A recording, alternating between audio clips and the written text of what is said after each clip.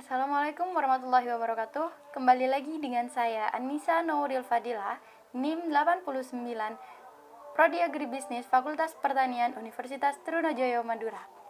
Kali ini saya akan mempresentasikan tentang materi dari mata kuliah Metode Kuantitatif Bisnis 2, yang mana di sini saya akan membahas 4 sub pembahasan.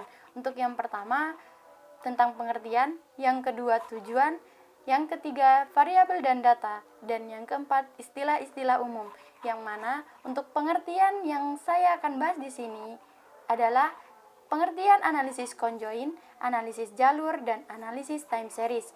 Untuk yang kedua, mengenai tujuan, di sini saya akan mempresentasikan tentang tujuan analisis conjoint, analisis jalur, dan analisis time series. Dan untuk data dan variabel, di sini saya akan mempresentasikan tentang data yang digunakan dalam analisis conjoint dan analisis jalur. Sedangkan untuk yang keempat, yakni istilah umum yang digunakan analisis time series, stasionaritas, dan kointegritas. Baik, setelah ini saya akan menyampaikan materi melalui PPT. Untuk yang pertama ada pengertian, yakni analisis conjoint adalah sebuah teknik analisis yang dapat digunakan untuk menentukan tingkat kepentingan relatif berdasarkan persepsi pelanggan yang dibawa oleh suatu produk dan nilai kegunaan yang muncul dari atribut-atribut produk tersebut. Jadi, analisis conjoint ini merupakan alat statistika multivarian yang banyak digunakan untuk melakukan kuantifikasi preferensi konsumen terhadap sebuah produk untuk mengetahui minat konsumen untuk membeli produk tersebut berdasarkan atribut-atributnya. Untuk analisis jalur, yaitu suatu teknik untuk menganalisis hubungan sebab akibat yang terjadi pada regresi berganda jika variabel bebasnya mempengaruhi variabel terikat, baik itu secara langsung maupun tidak langsung. Jadi di sini analisis jalur merupakan bentuk analisis dari regresi berganda yang memiliki tujuan untuk memberikan estimasi tingkat kepentingan dan signifikansi hubungan sebab akibat. Dan untuk analisis time series, yaitu serangkaian nilai-nilai variabel yang disusun berdasarkan waktu analisis untuk mempelajari pola gerakan nilai-nilai variabel pada suatu interval waktu yang teratur dan berulang-ulang.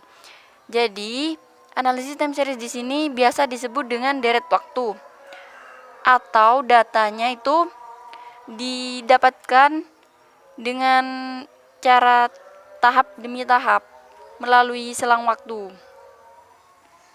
Untuk yang kedua, tujuan. Tujuan dari analisis conjoint yaitu untuk mengetahui bagaimana persepsi seseorang terhadap suatu produk atau objek yang terdiri atas satu atau banyak bagian. Hasil utama analisis conjoint ini adalah suatu bentuk atau desain produk, barang atau jasa, atau objek tertentu yang diinginkan oleh sebagian besar responden. Dan untuk tujuan analisis jalur di sini ada melihat hubungan antar variabel dengan didasarkan pada model a priori. Yang kedua, menerangkan mengapa variabel-variabel berkorelasi dengan menggunakan suatu model yang beruntun secara temporer. Yang ketiga, untuk menggambarkan dan menguji suatu model matematis dengan menggunakan persamaan yang mendasarinya. Yang selanjutnya untuk mengidentifikasi jalur penyebab suatu variabel tertentu terhadap variabel lain yang mempengaruhinya dan menghitung besarnya pengaruh satu variabel independen dan eksogenus atau lebih terhadap variabel dependen endogenus lainnya. Untuk analisis time series sendiri memiliki tujuan untuk menjelaskan mekanisme tertentu, meramalkan suatu nilai di masa depan dan mengoptimalkan sistem kendal. Dan selanjutnya ada tentang penjelasan mengenai variabel dan data yang digunakan pada analisis conjoin dan analisis jalur.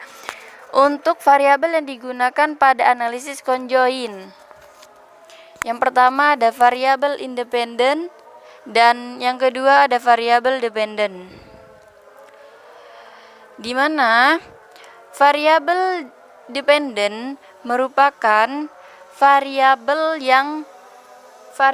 yang bebas atau tidak terikat, dan variabel dependen itu variabel yang terikat.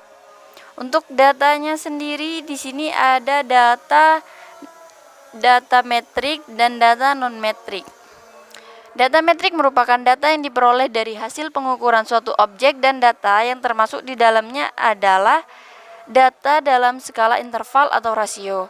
Dan untuk data non metrik merupakan data kualitatif yang diperoleh dari pengkategorian suatu subjek, dan data yang termasuk di dalamnya tidak berupa angka seperti atribut, karakteristik atau sifat subjek lainnya. Dan untuk variabel analisis jalur di sini ada variabel eksogen, variabel intervening, dan variabel endogen. Yang mana variabel eksogen di sini adalah variabel yang mempengaruhi atau menjadi sebab perubahannya variabel dependen. Dan untuk variabel intervening di sini variabel antara yang terletak di antara variabel independen dan dependen, sehingga variabel independen tidak langsung mempengaruhi berubahnya variabel dependen. Dan untuk variabel endogen di sini pengertiannya adalah variabel yang dipengaruhi atau yang menjadi akibat karena dipengaruhi oleh variabel independen. Dan untuk datanya di sini menggunakan data metrik yang berskala interval.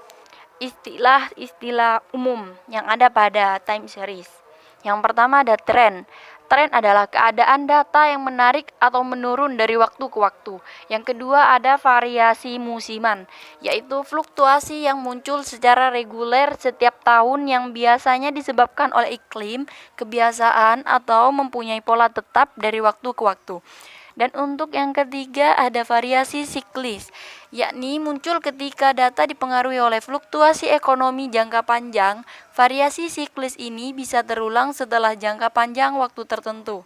Dan untuk yang keempat, di sini ada variasi random, yang mana suatu variasi atau gerakan yang tidak teratur atau irregular. Variasi ini pada kenyataannya sulit diprediksi. Dan untuk yang kelima ada smoothing atau pemutusan. Averaging, smoothing, phase error,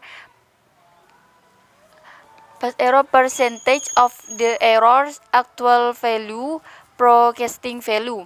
Dan yang keenam ada decomposition, yang mana membagi data time series menjadi beberapa komponen, kemudian mengkombinasikan prediksi dari komponen tersebut. Nah, untuk selanjutnya ada istilah kointegrasi. Yang pertama ada error kointegrasi, yaitu penyesuaian keseimbangan jangka panjang. Dan yang kedua ada error correction mechanism atau ECM, yaitu teknik untuk mengkorelasi ketidakkeseimbangan jangka pendek menuju keseimbangan jangka panjang. Dan yang terakhir ada trend ekspor dan inverse, yaitu untuk menghilangkan variabel yang tidak stasioner tersebut sehingga menghasilkan residual yang stasioner.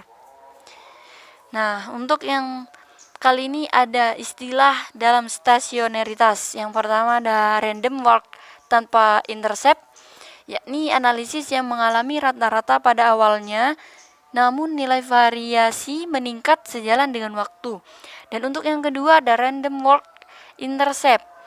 Tidak adanya intercept yang tidak konsisten, tetapi juga rata-ratanya meningkat sejalan dengan berjalannya waktu. Dan untuk yang ketiga ada random walk dengan intercept dan trend, di mana rata-ratanya berubah sepanjang waktu namun masih belum stasioner. Dan untuk yang terakhir ada random walk dengan trend, yakni rata-ratanya dan variannya tidak konstan. Sekian materi yang dapat saya sampaikan, kurang lebihnya mohon maaf. Wassalamualaikum warahmatullahi wabarakatuh.